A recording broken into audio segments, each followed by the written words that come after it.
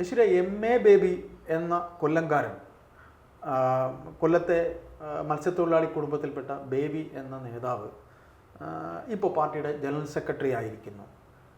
ബേബിയെക്കുറിച്ച് എന്തെല്ലാം കാര്യങ്ങൾ പറയാനുണ്ട്? MA ബേബി എന്ന CPM അഖിലേന്ത്യാ ജനറൽ സെക്രട്ടറിയെക്കുറിച്ച് എന്തൊക്കെയാണ് പറയാനുള്ളത്? MA ബേബി എന്ന നേതാവിനെ കുറിച്ചിട്ട് രാഷ്ട്രീയമായിട്ട് കൂടുതൽ വിദ്യാർത്ഥികളാണ്, നമ്മുടെ അറിവിൽ ഉള്ള കാര്യങ്ങൾ അതിനെ പറ്റി പറയുമ്പോൾ MA ബേബി എന്ന് പറയുമ്പോൾ ആദ്യം നമുക്ക് വരുന്ന സ്വരലയ എന്ന് പറയുന്ന ഒരു പേര് തന്നെയാണ്. അപ്പോൾ പിന്നെ ഈ പറയുന്നത് പോലെ MA ബേബി ഭയങ്കര ഒരു സംഭവമാണ് എന്നുള്ള രീതിയിൽ പലരും ശരിക്കും പുള്ളിക്കാരൻ്റെ വായിൽ നിന്ന് വരുന്ന ചില വാക്കുകൾ കൊണ്ട് അമ്മാനമാടുന്ന ഒരു മനുഷ്യൻ, മണിപ്രവാളം കൊണ്ട് കളിക്കുന്ന ഒരു മനുഷ്യൻ തന്നെയാണ്. പക്ഷേ അതിനപ്പുറം MA ബേബി എന്ന് പറയുന്ന എൻ്റെ മനസ്സിൽ ഞാൻ കേട്ട് വളർന്ന, ഞാൻ ഈ ഒരു ഫീൽഡിലേക്ക് വരുന്ന സമയത്ത് ഞാൻ ഏറ്റവും കൂടുതൽ കൈകാര്യം ചെയ്തിട്ടുള്ളൊരു വിഷയം, അല്ലെങ്കിൽ ഞാൻ പഠിക്കാൻ ശ്രമിച്ചിട്ടുള്ളൊരു വിഷയം കവിയൂർ കേസായിരുന്നു. അപ്പോൾ ആ കവിയൂർ കേസിനെ പറ്റി കുറച്ച് എനിക്ക് റിസർച്ച് ചെയ്യേണ്ടി വന്നിട്ടുണ്ട്. അപ്പോൾ കിളിരൂരാണെങ്കിലും ഷാരിയസ് നായർ എന്ന് പറയുന്ന കിളിരൂർ ഇരയായ ആ പെൺകുട്ടിയുടെ വീട്ടിൽ ഞാൻ പോയിട്ടുണ്ട്. ഇപ്പോഴും ജീവിച്ചിരിക്കുന്ന ആ മകള്, ആ ഒരു സംഭവത്തോടു കൂടി അവൾക്ക് ജനിച്ച ആ കുട്ടി, അവളുമായിട്ട് ഞാൻ നല്ല കൂട്ടാണ്. അപ്പോൾ ആ ഒരു ഇതിൽ നിൽക്കുമ്പോൾ, ആ മനുഷ്യത്വപരമായിട്ട് ചിന്തിക്കുമ്പോൾ MA ബേബി എന്ന് പറയുന്ന മനുഷ്യനോട് എനിക്കൊരിക്കലും യോജിക്കാൻ കഴിയുന്ന ഒരാളല്ല ഞാൻ. വേറെ ഏതൊക്കെ രാഷ്ട്രീയമായിട്ട് എന്തൊക്കെ പറഞ്ഞാലും ആ കുഞ്ഞിൻ്റെ ചേച്ചി എന്നുള്ളൊരു നിലയിൽ ഞാനിവിടെ നിൽക്കുമ്പോൾ എനിക്ക് MA ബേബി എന്ന് പറയുന്ന മനുഷ്യനോട് അങ്ങേയറ്റം വെറുപ്പാണ് എന്നുള്ളത് ഞാൻ തുറന്നു തന്നെ പറയും. എനിക്കൊരിക്കലും ആ മനുഷ്യൻ ഇപ്പോൾ ഈ ഒരു ഇങ്ങനെ ഒരു അഖിലേന്ത്യാ സെക്രട്ടറി സ്ഥാനത്തേക്ക് വരുമ്പോഴും CPMൻ്റെ പതനമാണ് ഇതുകൊണ്ട് നടക്കാൻ പോകുന്നത് എന്ന് തന്നെയാണ് എൻ്റെ മനസ്സ് പറയുന്നത്.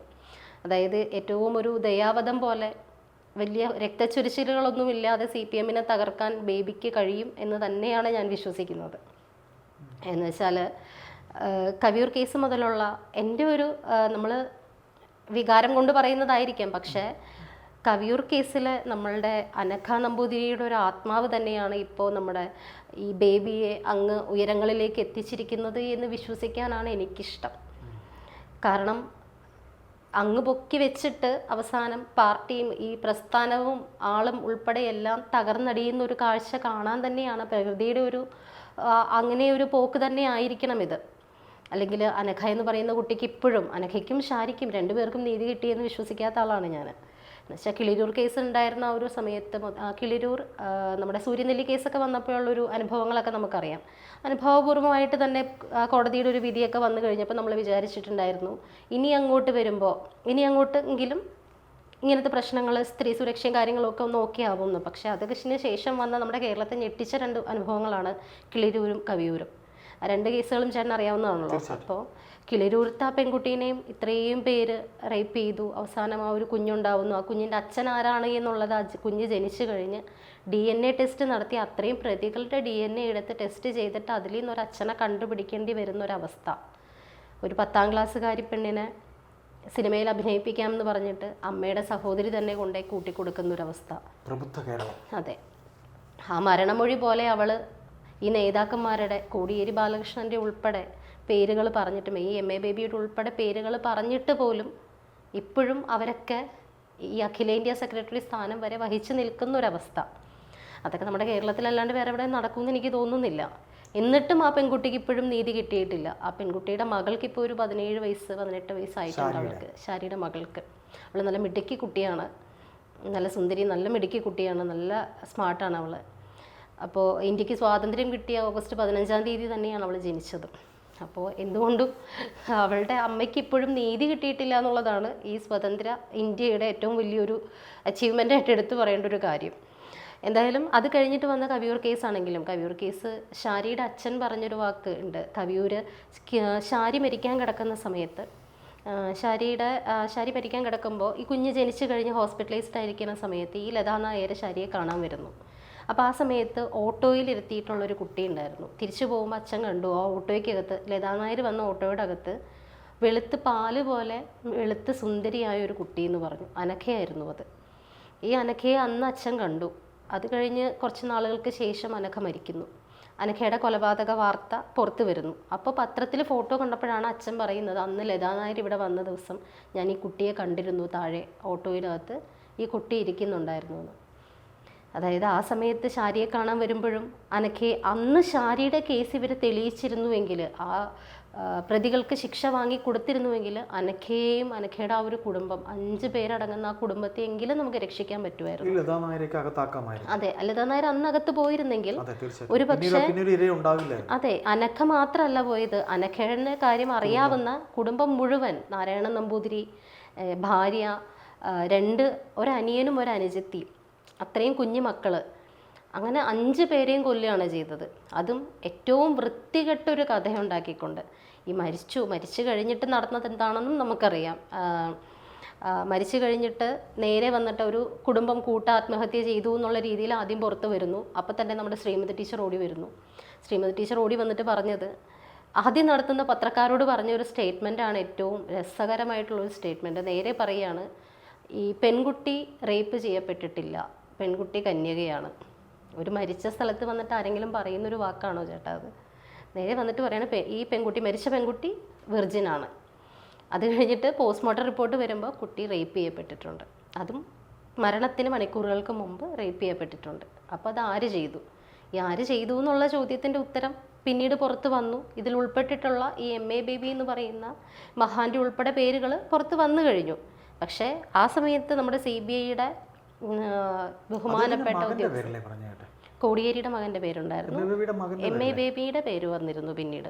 കോടിയേരി ബാലകൃഷ്ണൻ്റെ മകനുണ്ടായിരുന്നു, നമ്മുടെ ശ്രീമതി ടീച്ചറുടെ മകൻ സുധീഷ് നമ്പ്യാരുണ്ടായിരുന്നു എന്ന് പറയുന്നു. അങ്ങനെ സജി നന്ദ്യാട്ട്, നിർമ്മാതാവ് സജി നന്ദ്യാട്ട്, അങ്ങനെ കുറച്ച് സമുന്നതരായിട്ടുള്ള കോടിയേരി ബാലകൃഷ്ണൻ്റെ ഉൾപ്പെടെ പേര്, കോടിയേരി ബാലകൃഷ്ണൻ്റെയും മകൻ്റെയും MA ബേബിയുടെയും ഒക്കെ പേര് ഇതിൽ ഉൾപ്പെട്ടതാണ്. MA ബേബിയുടെ മകൻ്റെ അല്ല, MA ബേബിയുടെ തന്നെയാണ്. അപ്പം അങ്ങനെ വരുന്നു. അത് കഴിഞ്ഞിട്ട് പീഡിപ്പിക്കപ്പെട്ടു. അപ്പോൾ ശ്രീമതിയുടെ സംഭവം അവിടെ മുറിഞ്ഞു. അപ്പോൾ പീഡിപ്പിക്കപ്പെട്ടു. എങ്ങനെ പീഡിപ്പിച്ചു? അതിനുള്ള CBIയുടെ ഉത്തരമാണ്, ഈ ബ്രാഹ്മിൺ വിശ്വാസങ്ങളനുസരിച്ചിട്ട് ഒരു പെൺകുട്ടി കന്യകയായി മരിച്ചു കഴിഞ്ഞാൽ അവൾക്ക് ആത്മാവിന് ശാന്തി കിട്ടില്ല എന്ന്. അപ്പോൾ അതുകൊണ്ട് സ്വന്തം മകളോടുള്ള സ്നേഹം കൊണ്ട് ആ പിതാവ്, അത്രയും പൊന്നുപോലെ വളർത്തിക്കൊണ്ടുവന്നിരിക്കുന്ന ആ മകളെ, 14-15 വയസ്സുള്ള ആ കുട്ടീനെ സ്വന്തം പിതാവ് തന്നെ അവൾക്ക് മോക്ഷം കിട്ടാൻ വേണ്ടിയിട്ട് സ്നേഹം കൊണ്ട് പീഡിപ്പിച്ചു കൊന്നു എന്ന്. സ്വന്തം പിതാവ് തന്നെ ഒരു മകളെ ബലാത്സംഗം ചെയ്തു എന്ന് പറയുന്നത്, അതും സ്നേഹം കൊണ്ട് മോക്ഷം കിട്ടാനായിട്ട് അവളെ പീഡിപ്പിച്ച് കന്യകയല്ലാണ്ടാക്കി കൊന്നു എന്ന് ഇത്രയും പഠിപ്പും വിവരമുള്ള ഒരു CBI ഓഫീസർ റിപ്പോർട്ടായിട്ട് എഴുതി നമ്മുടെ കോടതി മുമ്പാകെ സബ്മിറ്റ് ചെയ്തൊരു റിപ്പോർട്ടാണത്. കോടതി അതെടുത്ത് വലിച്ചെറിഞ്ഞു, അത് വേറെ കാര്യം. എന്തായാലും അങ്ങനത്തെ ഒരു കേസിൽ ഇങ്ങനെ ഇപ്പോഴും ഇത്രയും കൃത്യമായ തെളിവുകൾ കോടതി 2 തവണയും 3 തവണയോളം ആ റിപ്പോർട്ട് എടുത്ത് വീണ്ടും വലിച്ചെറിഞ്ഞു. പുതിയ കുപ്പിയിൽ പഴയ വീഞ്ഞ് എന്നുള്ള രീതിയിൽ അതെടുത്ത് വലിച്ചെറിഞ്ഞു. പക്ഷേ ഇപ്പോഴും ആ കേസ് എന്തായി എന്ന് ആർക്കും അറിയില്ല, അങ്ങനെ കിടക്കുകയാണ്. കൃത്യമായ തെളിവുകളുണ്ട്. ഷാരി എസ് നായർ കൃത്യമായും ഇവരുടെ പേരുൾപ്പെടെ പറഞ്ഞിട്ടുണ്ട്. എന്നിട്ട് പോലും ഒരാൾ പോലും അകത്ത് പോയിട്ടില്ല. ലതാ നായർ എന്ന് പറയുന്ന പിമ്പ് മാത്രം. ഈ ലതാ നായരാണോ ഈ പെണ്ണിനെ പീഡിപ്പിച്ചത്? കൊണ്ടേ കൊടുത്തത് ലതാ നായരാണ്, അതിന് അവരകത്ത് കിടക്കേണ്ടതുമാണ്, അവർക്ക് ശിക്ഷ വേണം. പക്ഷേ പീഡിപ്പിച്ചതാരാ? പീഡിപ്പിച്ചവർക്ക് ആർക്കും ശിക്ഷയില്ല. ലതാ നായരെ മാത്രം ശിക്ഷിച്ചത് കൊണ്ട് ആ കേസ് ഇല്ലാണ്ടാവുമോ? ആ കേസിൽ നീതി കിട്ടിയെന്ന് പറയാൻ പറ്റുമോ? ഇത്രയും ഒരു പുരുഷനല്ലേ സ്വാഭാവികമായിട്ടും ആ പെൺകുട്ടീനെ ഇങ്ങനെ പീഡിപ്പിക്കാൻ, റേപ്പ് ചെയ്യാൻ പറ്റുള്ളൂ. അപ്പോൾ ഒരു പുരുഷനെങ്കിലും അവിടെ ശിക്ഷിക്കപ്പെടണ്ടേ? ഒരു പുരുഷൻ പോലും അവിടെ ശിക്ഷിക്കപ്പെട്ടിട്ടില്ല. ലതാ നായർ മാത്രമാണ് ശിക്ഷിക്കപ്പെട്ടിട്ടുള്ളത്. അപ്പോൾ ആ കേസ് ഇപ്പോഴും ഇങ്ങനെ നിൽക്കുകയാണ്. ഇത്രയും വർഷങ്ങൾ കഴിഞ്ഞിട്ടും കവിയൂരിലത്തെ ആ 5 ആത്മാക്കൾക്കോ ഈ പറയുന്ന ഷാരിക്കോ ആർക്കും, പിന്നെ അറിയപ്പെടാത്ത ആരെങ്കിലും ഒക്കെ ഉണ്ടെങ്കിൽ അവർക്കോ ഒന്നും നീതി കിട്ടിയിട്ടില്ല. അപ്പോൾ ഇപ്പോൾ പെട്ടെന്ന് നമ്മളുടെ ബേബി സഖാവ് ഇങ്ങനെ ഉന്നതങ്ങളിലേക്ക് പോയത്, എൻ്റെ ഒരു വിശ്വാസത്തിൽ ഞാൻ വിശ്വസിക്കുന്നത് അനഘയുടെ ആത്മാവ് തന്നെ ആ മനുഷ്യനെ അങ്ങെടുത്ത് ഉന്നതങ്ങളിൽ വെച്ചു എന്നുള്ളതാണ്. അത് കഴിഞ്ഞിട്ട് ഇനിയിപ്പോൾ അനഘയുടെ ആത്മാവ് പണി തുടങ്ങും എന്ന് വിശ്വസിക്കാനാണ് എനിക്കിപ്പോഴും ഇഷ്ടം. അവിടെ നിന്ന് പണി കൊടുത്ത് ഒരു നല്ല വീഴ്ച, ഈ തേങ്ങ, നമ്മുടെ പൊങ്ങുമൂടൻ പറയുന്നൊരു ഉദാഹരണം പോലെ, ഈ തേങ്ങ നമ്മൾക്ക് പൊട്ടിക്കണം എന്നുണ്ടെങ്കിൽ അത്രയും എത്ര ഹൈറ്റ്സിലേക്ക് നമ്മൾ പൊക്കുന്നോ അത്രയും നന്നായിട്ട് താഴെ വീഴുമ്പോൾ അത് പൊട്ടും. അപ്പോൾ ഏറ്റവും ഹൈറ്റ്സിൽ കൊണ്ട് MA ബേബി സഖാവിനെ വെച്ചത് അത്രയും നല്ല വൃത്തിക്ക് തന്നെ താഴെ ഇട്ട് പൊട്ടിക്കാനാണ് എന്ന് നമുക്കങ്ങ് വിശ്വസിക്കാം. ഏതായാലും MA ബേബി എന്ന നേതാവിന്റെ ഇത്തരത്തിലുള്ള കുറെ കാര്യങ്ങൾ ഇപ്പൊ വീണ്ടും വെളിച്ചത്തേക്കൊക്കെ തന്നെ പല സോഷ്യൽ മീഡിയ ഇനിയിപ്പോ വരും. കുറച്ച് നാളൊന്ന് പതുക്കെ മിണ്ടാണ്ടിരിക്കുകയായിരുന്നു. ഇനിയിപ്പോ അദ്ദേഹം ഇങ്ങനെ ജനറൽ സെക്രട്ടറി ആയിപ്പോ വന്നിട്ടുണ്ട്. പിന്നെ പാർട്ടിക്കകത്തും അദ്ദേഹം ഒരു നല്ല പ്ലെയർ ആണ്. അപ്പുറവും ഇപ്പുറവും ഒക്കെ കളം മാറ്റി ചവിട്ടിയ ഒരു പ്ലെയർ ആണ്. ഒരു മെയ്വഴക്കമുള്ള ഒരു പ്ലെയർ ആണ്. അപ്പോൾ ആ മെയ്വഴക്കമുള്ള ഒരു പ്ലെയർ, ഒരു കളിക്കാരൻ എന്ന രീതിയിൽ അദ്ദേഹം പാർട്ടിക്കകത്ത് ഓതിരം കടകം കളിച്ച് തന്നെ നിൽക്കും എന്ന് തന്നെയാണ് രാഷ്ട്രീയ അതെ രാഷ്ട്രീയ നിരീക്ഷകർ പറയുന്നത്. എന്തായാലും നമുക്ക് കാത്തിരുന്ന് കാണുക തന്നെ ചെയ്യാം. അദ്ദേഹം എങ്ങനെ ഈ പറയുന്ന പേഴ്സണൽ ലൈഫിലുണ്ടായ ഈ വിഷയങ്ങളും അദ്ദേഹം ഇപ്പോൾ നിർവഹിക്കുന്ന പദവിയും, അതായത് പാർട്ടി പദവിയും എങ്ങനെ ഇത് കൊണ്ടുപോകുമെന്ന് നമുക്ക് കാത്തിരുന്ന് കാണാം. ഈ പറഞ്ഞ ഐശ്വര്യ പറഞ്ഞ കാര്യവുമൊക്കെ സംഭവിക്കുമോ എന്നുള്ളതും അദ്ദേഹത്തിൻ്റെ പ്രവൃത്തിയും അതിനുള്ള തിരിച്ചുള്ള പ്രതിപ്രവൃത്തിയും ഒക്കെ അതിനുള്ള സാധൂകരണങ്ങളാകുമെന്ന് കരുതാം.